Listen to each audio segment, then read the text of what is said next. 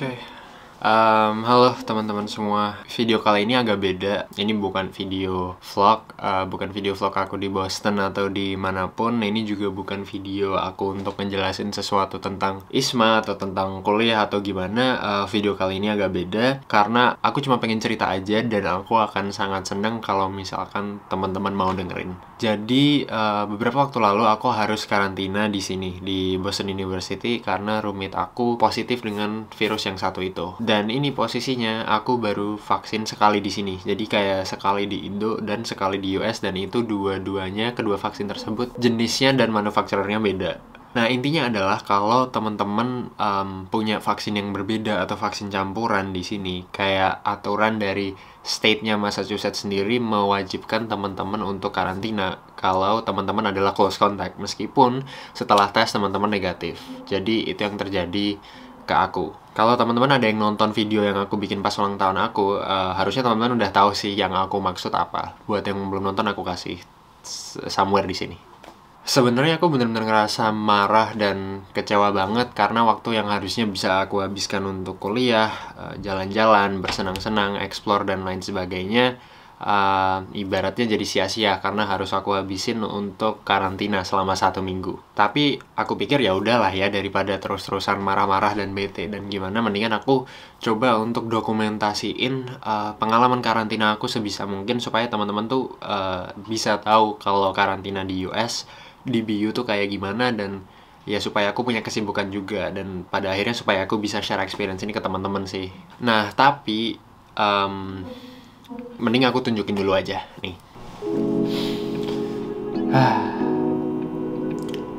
Jadi aku di karantina. Tenang, santai dulu, jangan panik, jangan emosi. Jadi bukan gara-gara aku positif atau gimana gitu, tapi roommate aku atau teman sekamar aku kemarin pagi bilang kalau dia hasil tesnya positif. Tapi kemarin juga siang atau sorenya aku langsung ambil tes COVID di kampus dan hasilnya tadi keluar negatif.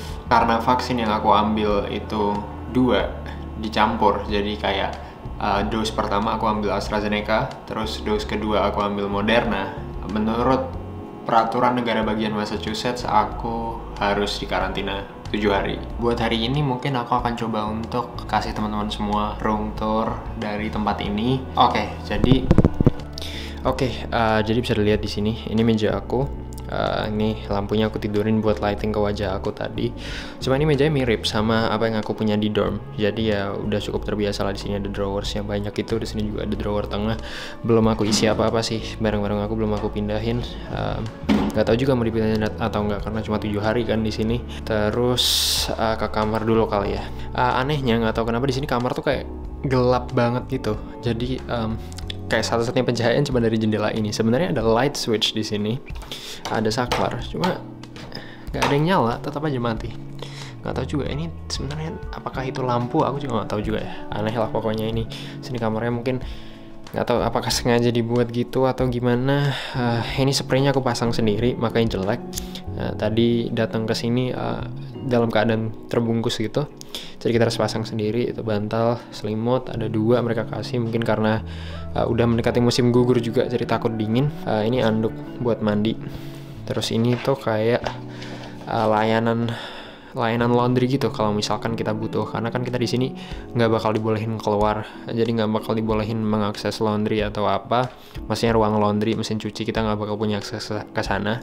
Jadi kalau misalkan kita perlu laundry itu satu-satunya cara pakai ini. Jadi nanti kita bakal menggunakan layanan third party ini, kita kontak mereka terus nanti kita laundry. Cuman sepertinya aku bawa cukup banyak baju untuk aku stay di sini, jadi harusnya nggak perlu laundry. Itu koper seharusnya aku bawa cukup baju untuk 7 hari di sini.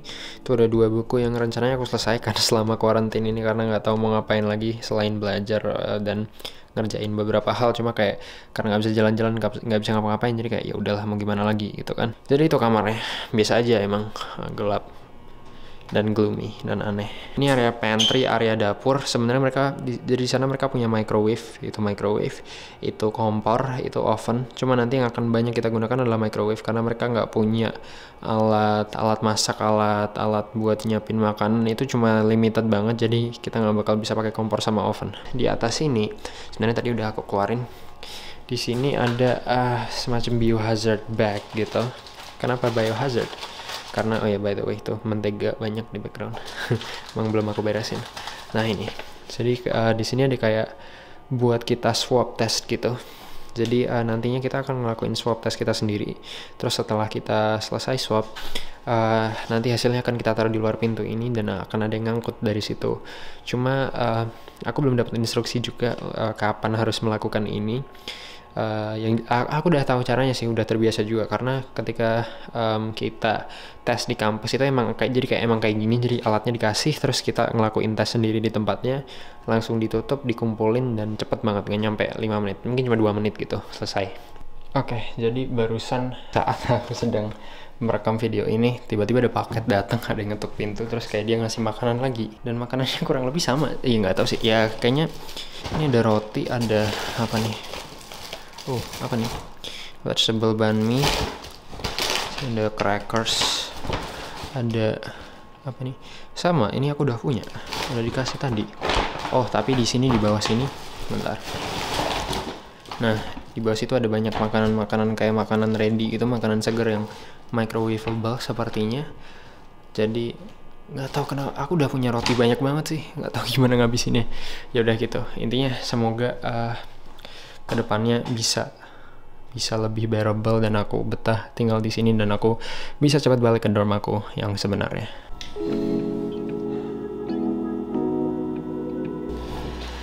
Hai, jadi sekarang udah pagi, ini udah jam berapa ya? Udah jam 10:30 sih. Sebenarnya hari aku udah mulai dari tadi kayak aku bangun jam 8:30 gitu.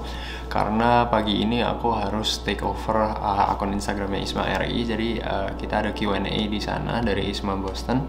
Dan aku yang nge-take over Q&A-nya. Jadi pagi ini aku mau selesaiin dulu beberapa pertanyaan itu yang nantinya akan aku lanjut nanti malam sih. Terus mungkin di antara itu ngapain ya kita? Mungkin aku mau coba olahraga kali ya, kalau bisa sama olahraga di sini. Terus selain itu nggak tahu, kita lihat hari ini bakal gimana.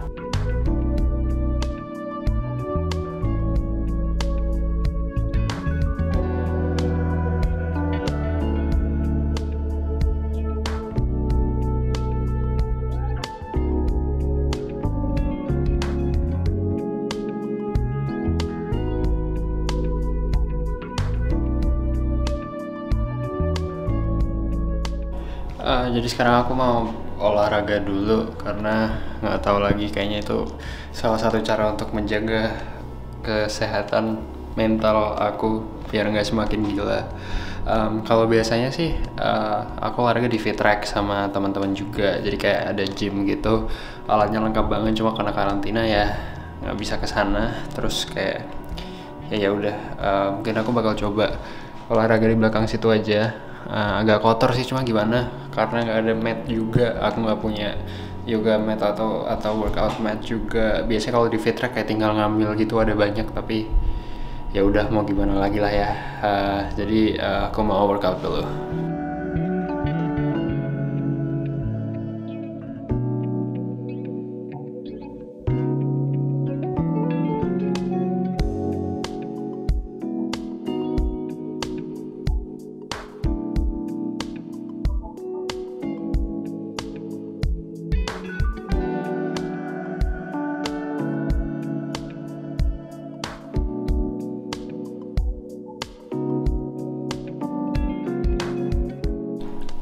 Oke, jadi ini tadi aku udah workout, terus sekarang aku mau mandi. Mungkin habis itu aku bakalan laptopan, makan, terus ngerjain tugas juga atau belajar. Cuma kayaknya hari ini sampai malam bakalan agak boring gitu, jadi aku nggak yakin mau ngajak kalian untuk ikutan nonton atau enggak. Cuma mungkin either kita ketemu nanti malam atau besok pagi sih, dan kita lihat besok kita punya agenda apa ya.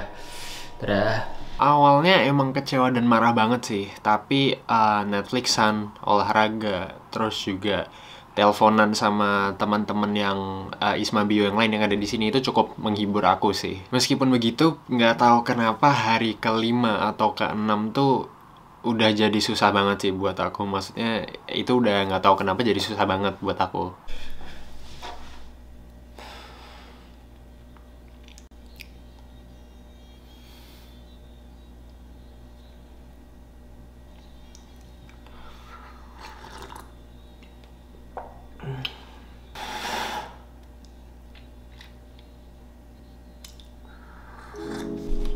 Kayak rasanya jadi berat aja gitu, jadi beban aja di aku. Dan aku nggak mau mengklasifikasikan ini sebagai apa ya, kayak beban depression atau anxiety atau ketidaksehatan mental lainnya. Karena ya aku nggak tahu gitu kan, aku nggak bisa self-diagnose. Tapi yang bisa aku ceritakan adalah rasanya nggak enak banget. Sejauh ini, looking in hindsight gitu, yang ngelihat ke belakang, ada beberapa faktor yang menurut aku bisa sedikit menjelaskan apa yang aku rasakan saat itu. Yang pertama, pastinya the effects of isolation.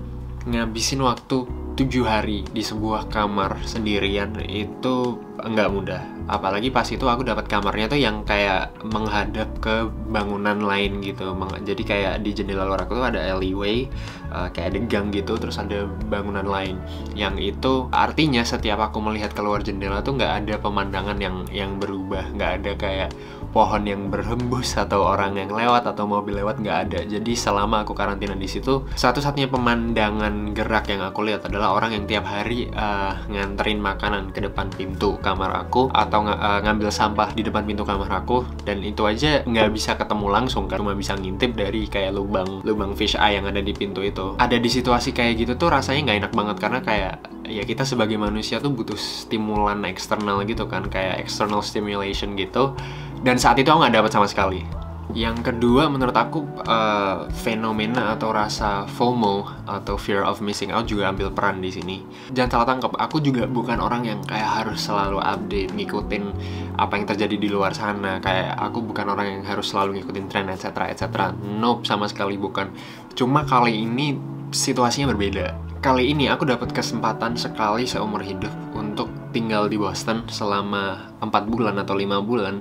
Dan aku harus menghabiskan 7 hari diantaranya untuk karantina. Dan meskipun itu nggak seberapa, tapi kayak tetap aja gitu rasanya ngelihat teman-teman yang lain, kayak mereka bisa jalan-jalan, bisa kuliah, bisa asik-asikan bareng, bisa menikmati hidup di luar sana. Terus kayak aku harus karantina selama 7 hari karena sesuatu yang di luar kendali aku, sesuatu yang nggak bisa aku kendalikan, dan sesuatu yang menurut aku bukan salah aku, karena kayak aku udah berusaha sebaik mungkin untuk mengikuti protokol kesehatan dan lain sebagainya, ngikutin arahan dan sebagainya. Di sini kan kita juga diwajibin untuk tes tiap minggu dan segala macam, tapi tiba-tiba ada aja musibah kayak gitu tuh rasanya nggak adil aja gitu. Faktor yang terakhir menurut aku ya rasa marah dan kecewa aku sendiri, kayak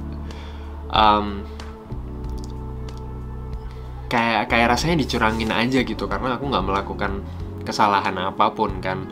Maksudnya mungkin di situasi kayak gini rasanya pengen nyalahin temen sekamar aku yang kena itu, tapi ya nggak bisa gitu juga, karena dengan aku menyalahkan dia juga masalahnya nggak akan selesai, outcome-nya nggak akan berubah karena udah terjadi gitu kan. Terus kenapa aku bikin video kayak gini? Aku bikin video ini sesederhana untuk sharing aja pengalaman aku ke teman-teman semua, sharing struggles aku dan hardships aku pada waktu itu, dan kayak aku pengen bilang ke teman-teman bahwa ini semua tuh fine-fine aja gitu, nggak ada yang salah dengan ini. Kayak buat teman-teman yang lagi melalui masa-masa susah, nah aku cuma mau bilang kalau it's okay to not be okay gitu. Saran yang barangkali bisa aku kasih ke teman-teman semua adalah jangan lupa untuk cerita ke orang yang dekat sama teman-teman, orang yang kalian percaya. Karena jujur aja aku sendiri bukan orang yang gampang cerita, bahkan ke orang terdekat sekalipun. Kalau di sini yang nonton salah satunya atau salah duanya atau beberapa ada teman-temanku, pasti kalian paham kalau aku orangnya susah buat aku cerita, bahkan ke teman-teman terdekat sekalipun. Tapi pada akhirnya aku ngerasa itu justru mempersulit aku, terutama ketika aku lagi overwhelmed, lagi banyak pikiran, lagi susah, dan aku butuh seseorang atau sesuatu untuk venting out, dan nggak ada gitu karena aku nggak bisa cerita. Itu pada akhirnya akan mempersulit aku sendiri. Jadi kemarin juga pada situasi itu, dengan aku bisa cerita ke beberapa teman-teman Isma Bio atau bisa cerita ke keluarga di rumah juga. It really helps, meskipun again itu susah banget buat aku, tapi kayak aku selalu berusaha untuk at least dikit-dikit cerita. Pada akhirnya, sesusah apapun masalah yang lagi teman-teman hadapi, jangan lupa untuk selalu ingetin diri sendiri bahwa this too shall pass. Makasih banget buat teman-teman semua yang udah nonton video ini. Meskipun video kali ini agak beda, nggak seseru video-video biasanya, tapi aku harap teman-teman enjoy dan bisa menggali 1-2 manfaat dari video ini. Jangan lupa untuk tonton video-video aku yang lain juga. Dan kalau misalkan ada saran aku harus bikin apa atau aku harus explore apa di sini di BU di Boston, langsung aja komen di bawah. Sampai jumpa di video selanjutnya. Bye.